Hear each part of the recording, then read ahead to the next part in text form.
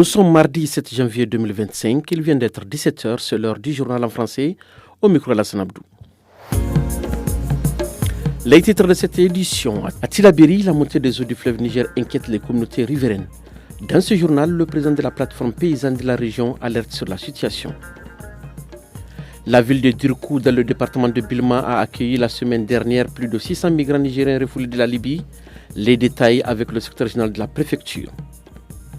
La partie magazine de cette édition est consacrée à la prise en charge des affections comme le rhume, plus courante en cette période de froid dans le village de Sonsoni, situé dans la commune Kourti. Mesdames, Messieurs, bonjour. Depuis quelques jours, les eaux du fleuve Niger connaissent une montée importante. À Tillabéri, cette crue du cours d'eau met en péril les villages riverains et les cultures. Suivant Rabbaha Hanna, président de la plateforme paysanne Tillabéri, il explique la situation au micro de Boubacar Mourou.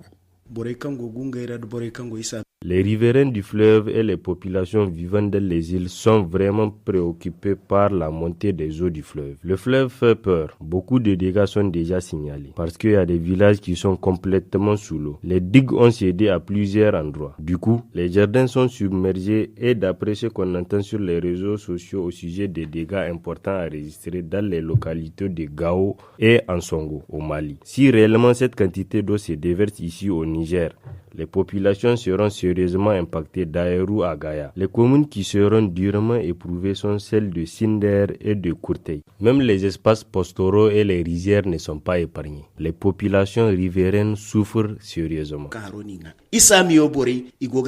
Nous allons toujours parler des eaux, mais cette fois-ci celle du lac Tchad. En effet, le jardin public de Kimegana, près de la commune urbaine d'Ingingimi, est submergée par les eaux du lac Tchad. Une délégation composée d'autorités administratives et coutumières de Ngingimi est allée sur les lieux pour examiner cette situation inédite depuis plus de 50 ans. Le chef de canton, Maï Inoussa Manga, explique au micro de Ablaï Maïna.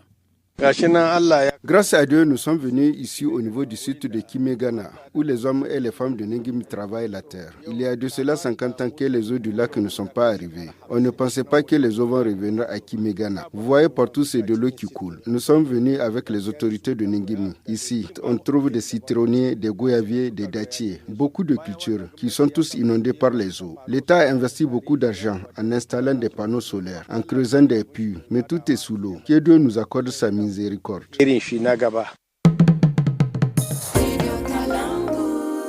Plus de 600 ressortissants nigériens ont été refoulés de la Libye la semaine dernière. Ils sont arrivés à Dirkou, département de Bilma situé dans la région d'Agadez, où ils sont pris en charge par les autorités.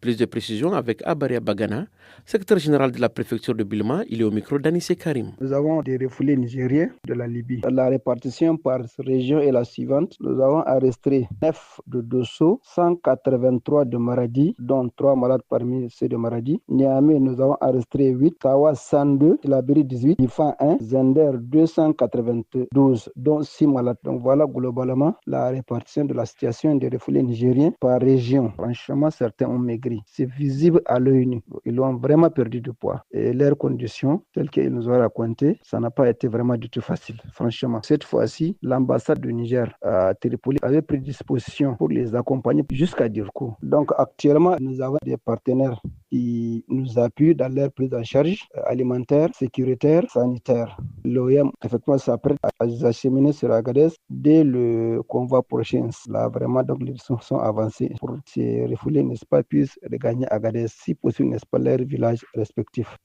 En bref, dans un communiqué hier, le secrétaire général du gouvernement a annoncé la déchéance provisoirement de la nationalité nigérienne pour diverses infractions prévues et sanctionnées par la loi.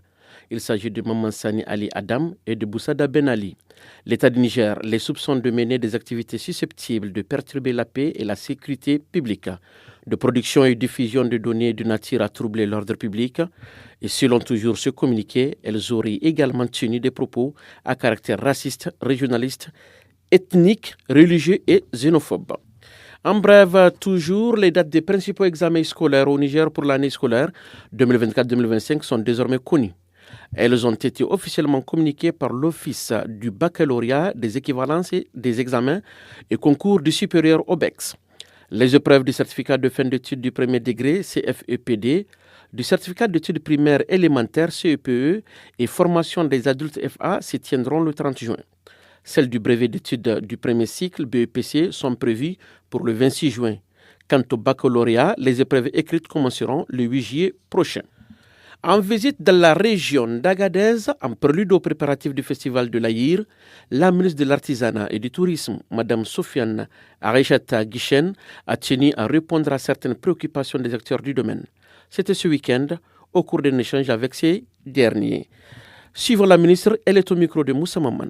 Par rapport au secteur du tourisme, c'est vrai qu'il y a beaucoup de difficultés compte tenu du contexte sécuritaire qui ne dépend pas de nous, dont nous avons hérité, qui est là, mais que chaque jour, nous nous battons pour que vraiment l'image puisse changer. Je pense même l'action même d'entreprendre aujourd'hui, de tenir la 17e édition du festival s'inscrit dans ce cadre-là. C'est de pouvoir montrer à quel point tout va bien dans le nord du Niger et que le terrain est encore prêt à accueillir des touristes, à accueillir les Nigériens qui souhaitent sillonner le Niger. C'est dans cet esprit-là que vraiment se concentre la tenue de la 17e édition. Par rapport aux difficultés même du secteur, à savoir l'hôtellerie, la restauration, tel est le courrier que j'ai adressé au ministre d'État, ministre de l'Intérieur, qui a aussi adressé un courrier à tous les gouverneurs des différentes régions pour y remédier à ces problèmes. Au niveau de l'artisanat, je pense que pour un début, nous pouvions dire que vraiment avec les élections qui s'annoncent au niveau de la Sémanie, nous allons régler pas mal de problèmes. Et à chaque fois, nous essayons dans toutes les activités que nous menions au niveau du ministère ou même dans d'autres ministères, nous faisions en sorte que vraiment l'artisanat puisse être pleinement représenté. Dans la commune rurale de Tagazar, département de Balayara, désormais tous les domaines fonciers publics de l'État seront identifiés et protégés. L'annonce a été faite à la population la semaine dernière au cours d'une rencontre entre les autorités de la municipalité. Les détails avec l'adjudant-chef Nouhou Maman, l'administrateur délégué de la commune. Il est au micro de Hassan Moumouni. L'État a loti des endroits et a laissé des parcelles qu'on appelle réserves pour des besoins prochains, puisqu'il y aura un jour où la population aura besoin. On peut faire des hôpitaux, des écoles, des lieux de divertissement pour les enfants et plein d'autres choses. On peut aussi amener un service ici à Balayara et l'État nous a demandé de faire sortir les endroits. Si personne n'a fait de construction, alors on va prendre là où la jeunesse peut se divertir n'existe pas ici. Alors c'est une obligation de leur créer un lieu où ils vont vivre. Le marché de Mayaï est un des grands marchés de la région de Maradi. Selon les saisons, il est inondé par les produits du moment, comme c'est le cas actuellement avec le chou, un produit maraîcher cultivé en quantité et très prisé par la population. Alhaji Hassan, un des commerçants venus de Matamé, un des plus anciens, nous en dit plus sur cette activité. Il est au micro de Issifou Cheibou. Nous prenons le chou à Matamei. Le plus bas prix auquel nous l'achetons, c'est à 9 000 francs CFA le sac. Et nous payons 2 000 francs CFA pour le transport. Ça fait longtemps que nous venons au marché de Maï. Ça fait 30 à 40 ans que nous venons ici. Quand on embarque avec nos marchandises de Matamei, on ne s'arrête nulle part jusqu'à Maï, où nous écoulons notre marchandise. Ce que nous voulons est que les producteurs du chou diminuent le prix, pour que nous aussi, de notre côté, nous puissions réduire notre prix, afin que le produit soit accessible aux consommateurs.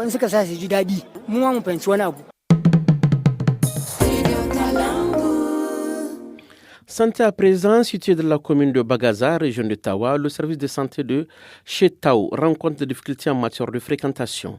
Cette situation retarde l'évolution de la structure selon les explications de l'agent de santé communautaire, Chebou Agouzoum. Il est au micro de Haroun Ibrahim. Ici à Château, il y a un problème de fréquentation du centre de santé intégré par la population. Les gens pensent que nous n'avons pas les moyens pour les traiter. C'est pourquoi ils contournent pour aller ailleurs. Nous sommes des agents de santé ruraux. Nous sommes là pour améliorer la santé des populations. Des projets nous ont appuyés dans les années antérieures, ce qui nous a permis d'avoir 13 relais qui ont passé de maison à maison durant un an. Mais malgré tout, nous n'avons pas enregistré les résultats escomptés, car les taux ne font que reculer. L'appel que je lance à la population des zones rurales est qu'au lieu d'aller chercher des soins ailleurs, il faut valoriser votre propre centre de santé. Si l'État constate que la fréquentation est bonne, il va l'étendre et il peut devenir district sanitaire un jour.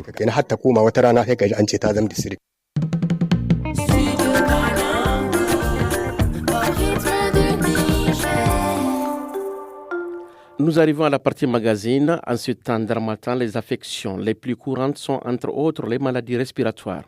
Dans le village de Sonsoni, situé sur une île dans la commune de Courté, région de Tillabéri, de nombreux cas sont chaque jour pris en charge.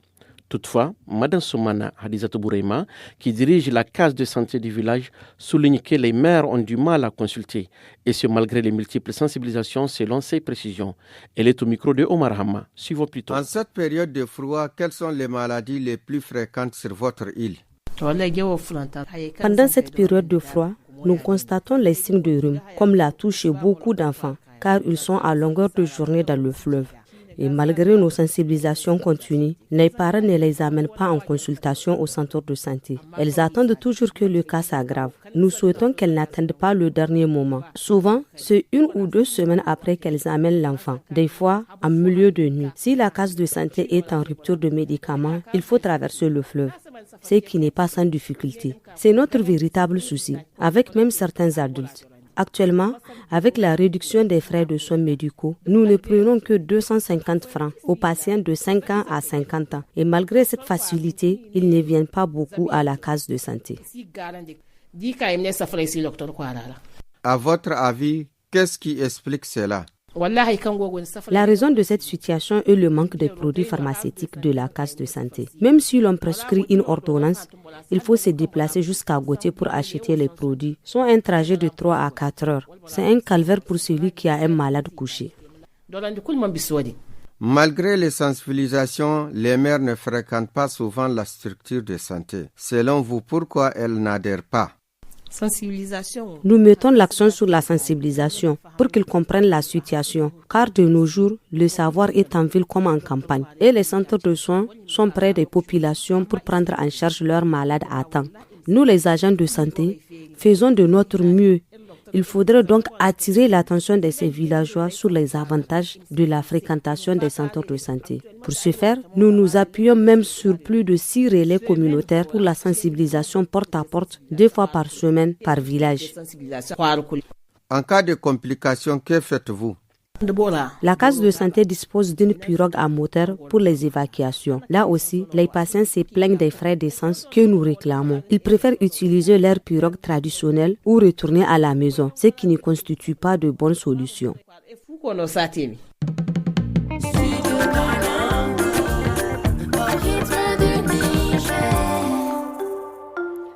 C'est la fin de cette édition. Merci de l'avoir suivi. Au revoir. Tous les jours, écoutez les programmes du Studio Kalangu sur les ondes de nos radios partenaires. Et sur WhatsApp au 80 06 88 54 à partir de 17h. N'oubliez pas nos rendez-vous hebdomadaires. Lundi, nous abordons une question de droit dans la partie magazine. Mardi, suivez le magazine Bien-être à la fin des journaux et le forum Espace Femmes à 18h15. Ne manquez pas le forum de la presse du vendredi pour le décryptage de l'actualité de la semaine. Samedi et dimanche, place à l'actu des jeunes à partir de 17h, suivi de Tous à la Fada. Et Studio Kalangu au rythme du Niger.